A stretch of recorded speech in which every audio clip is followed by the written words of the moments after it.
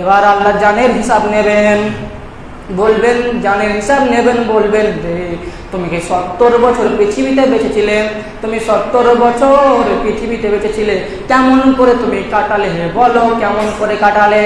আল্লাহকে বলছি, আল্লাহ ধরেন আজকের ঘটনাটাই বলি, যে আল্লাহকে বলছি, আল্লাহ শুক্রবারের দিন আমি সকালে ঘুম থেকে উঠলাম, উঠে মাঠে গেলাম, মাঠ থেকে এসে গোসল করে জুম্মা পড়তে গেলাম, বেনামাজির কথা বলি না, বেনামাজিটা বাদ দিয়ে দেন, নামাজের কথা বলছি, এসে জোহরের নামাজ পড়লাম, তারপরে আল্লাহ বলছে বল তারপরে কি হলো? তারপরে আল্লাহ আমি ঘুমিয়ে গেলাম, খাওয়া দাওয়া করে ঘুমিয়ে গেলাম, তারপরে আসরে উঠলাম, উঠে সলাত আদায় করে নামাজ পড়ে চলে গেলাম চায়ের দোকানে। আল্লাহ বলছে ঠিক আছে চল চায়ের দোকানে। কি করলি? চায়ের দোকানে চা খেলাম। আল্লাহ বলছে সেটা খেতে হবে। তারপরে কি করলি? এবার বলছি আল্লাহ চা ছিল না দোকানে, চা তৈরি করতে লাগলো 30 মিনিট। তারপরে কি করলি?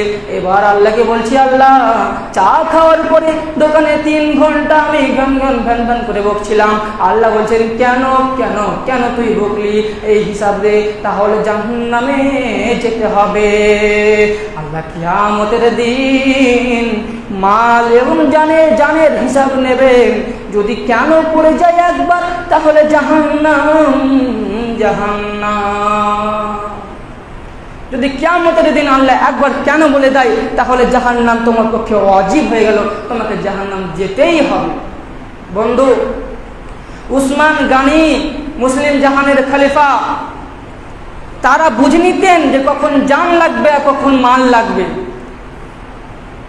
উসমান গানি মাল নিয়ে বাজারে বিক্রি করার জন্য গেছেন, হাটে গেছেন। হাটে 3 শ্রেণীর লোক যায়। বলবেন কারা কারা? 1 নম্বরে যে মাল বিক্রি করতে যায় 1 শ্রেণী, আবার সেটাকে কিনে আনতে যায় 1 শ্রেণী। আর 1 শ্রেণীর লোক যায় ফকির মিসকিন, ফকির গরিবেরা যায়। দেখবেন রাস্তার পাশে তারা রুমাল পেরে বসে আছে 1 শ্রেণী। তো 3 শ্রেণীর লোক যাবে বাজারে, তারা 3 শ্রেণীর লোক যায়। উসমান গানি গম নিয়ে গিয়েছেন বাজারে বসে আছেন, হাটের মধ্যে বসে আছেন। এবার উসমান গানির মাল, খলিফাতুল মুসলিমিনের মাল, তার মাল খুব চকচক, গমগুলো চকচকে করছে, আয়নার মতো পরিষ্কার, তার গমে কোনো ভেজাল নেই। এবার পাইকার এসে বলছে কত নেবে বলো, কত নেবে? উসমান বলছে ভাই এখনই এলাম, এখন বাজারটা লাগতে দেন। এবার কিন্তু উসমান দেখছে ওই বহু দূরে মরুভূমির ওপারে একটা দল হেঁটে আসছে। দলটা হেঁটে হেঁটে আসছে, তার পেটের চামড়া পিঠে এসে লেগেছে, তার গালগুলো ভিতরে ঢুকে গেছে, তার চোখগুলো ভিতরে ঢুকে গেছে। কতদিন খায়নি, কখন খেয়েছে, তারা খাওয়ার ডেট ভুলে গেছে, কতদিন ধরে খায়নি। উসমান গানি দেখছে এবার তার ছেলেগুলো এরকম, প্রত্যেকটা মানুষের চেহারা ভিতরে গাল চোখ মুখ ঢুকে গেছে। এবার উসমান গানি দেখছেন, আর উসমান গানি কিন্তু মাল নিয়ে বসে আছেন। এবার আসবিআই কিন্তু উসমান গানি যেখানে বসে আছেন উসমান গানির সামনে এসে দাঁড়িয়ে দেখেছে, বলছে আমাকে কিছু দেন। এবার উসমান গানি বুঝে দিলেন যে এখন আমার আল্লাহ আমার কাছে কি চাইছে, মাল চাইছে না জান চাইছে। তখন উসমান সবাইকে কাকে এক বললে তোমরা চাদর নিয়ে এসো। এবার চাদরে করে কাকে 2 কিলো, কাকে 3 কিলো, কাকে 1 সের 2 সের করে সবাইকে দিয়ে বিলি বন্টন করে দিলেন। এবার বাজারে করে পাইকার বলছে রে উসমান, তারা গরিব মানুষ, তারা তোমাকে কি এমন মূল্য দিল যে তাদেরকে তুমি মালগুলো দিয়ে দিলে? এবার উসমান বলছেন রে ভাই বন্ধু তোরা শুনে নে, আমি তাদেরকে মালগুলো দিইনি, আজকের মাল আমি আমার আল্লাহকে দিয়েছি। কিসের বিনিময়ে জানো? আজকে আমি আমার মাল কিসের বিনিময়ে বিক্রি করেছি? আজকে আমি আমার জান্নাতের বিনিময়ে আমি আমার মাল বিক্রি করে দিয়েছি। তখন তারা বুঝে নিতেন যে কখন মাল লাগবে আর কখন জান লাগবে। বন্ধু, তারা জান বিশ্ব নবীজির জন্য তারা জানকে দিয়ে দিয়েছেন। বিশ্ব নবীর জন্য তারা জান দিয়েছেন। একদিন বিশ্ব নবী উহুদের প্রান্তে লোহার জামা পরে, লোহার চাদর পরে, শরীরটা ভারী হয়ে গেছে। বিশ্ব নবীজি একটা পাথরের উপরে চড়ার জন্য চেষ্টা করছেন কিন্তু পারে না, সিঁড়ি দরকার। তখন তালাহা দেখে দিলেন, তালাহা দেখছেন যে বিশ্ব নবীজি পাথরের উপরে উঠবে, উঠলে কোনো ইসলামের উপযোগী হবে, সহটা ইসলামের হেল্প হবে। তখন বিশ্ব নবী দেখলেন, তালাহা দেখে নিলেন। তখন তালাহা দেখার পর একটা সিঁড়ি দরকার।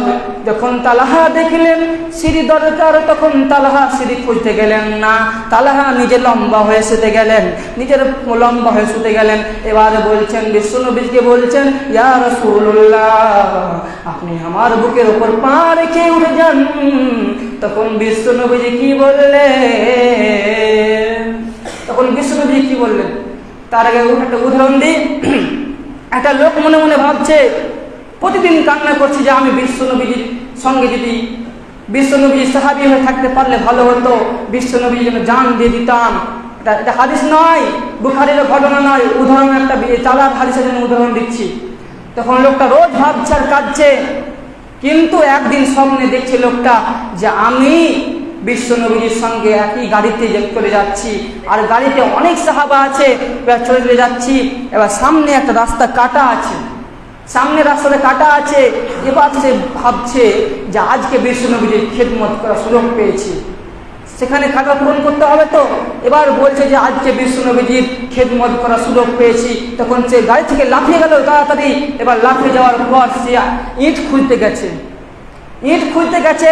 তখন যখন ইট নিয়ে আসছে, দেখতে পাচ্ছে যে দুজন সাহাবী সেখানে শুতে গেছে, আর সাহাবীদের উপরে উপর দিয়ে গাড়ি পার হয়ে গেল। তাদের সঙ্গে আমাদের তুলনাই হয় না। তখন তালহাকে বলছে বিশ্বনবীজি, তালহা রে, তুমি তোমার জন্য জান্নাতকে ওয়াজিব করে নিলে, জান্নাত তোমার জন্য ওয়াজিব হয়ে গেল। এই বলে শেষ নয়, একদিন বিশ্বনবীজি গুহাতে বসে আছেন, এমন সময় তালহা দেখছে যে বিশ্বনবীজির ওপর তীর ছোড়া হয়েছে। কিছু কাফের সৈন্যরা বিশ্বনবীকে মারার জন্য তীর নিক্ষেপ করেছে। তখন তালহা দেখার পর বিশ্বনবীজিকে, আল্লাহ রসুলকে তালহা বললেন, আপনি গুহাতে চলে যান, আপনি গুহার ভিতরে ঢুকে যান।